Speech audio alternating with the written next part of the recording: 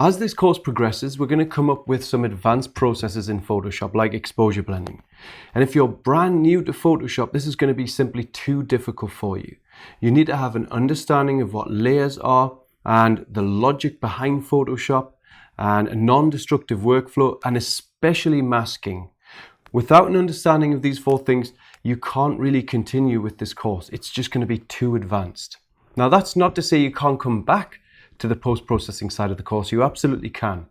You just need to look for some free tutorials on the internet, on YouTube, and spend a few weeks experimenting with Photoshop, and then you can move on to this course.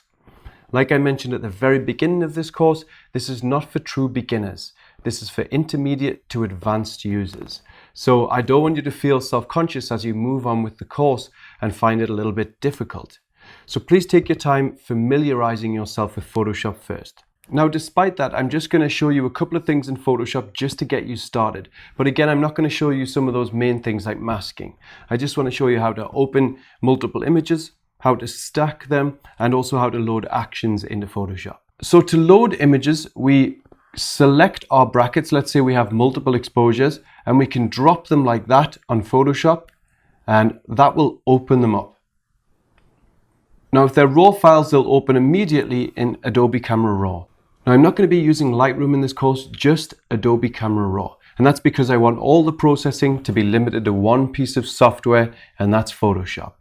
So it's exactly the same as Lightroom. We can edit our RAW files in identical ways. It's just a little bit more convenient for people who don't own Lightroom. Now, when we have our exposures in Adobe Camera Raw like this, we select all three by holding Shift and selecting the bottom one, or we can go to this icon in the top right-hand corner and choose Select All. Now, I always clean my images before processing them. So I go to Lens Corrections, Remove Chromatic Aberration, and Enable Profile Corrections. Now, to open these images in Photoshop, all we need to do is click on Open Images, or if you want to open them as smart objects, we hold down Shift and we click Open Objects. For now, I'm just going to open the images. Now, if you don't own Instamask or Raya Pro, I'm going to show you how to stack these in Photoshop. Essentially, we choose the Move tool in the top left-hand corner.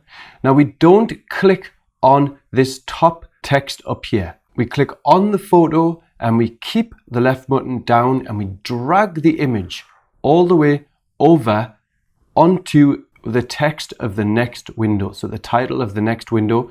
Then we drag that exposure down. We hold down Shift and then we let go of our left mouse button. And by holding down Shift, that centers the image. So now we've put that exposure on top of that exposure. And now to bring in the darker exposure, you see I'm clicking on the title of the darker exposure. I'm clicking on the image and I'm dragging it over onto this title, onto the image, and I hold down Shift and let go. And again, that's put all three exposures in the same window. Now, if you're an Instamask or Raya Pro user, Instamask users, you press Stack here. Raya Pro, you can press Stack here.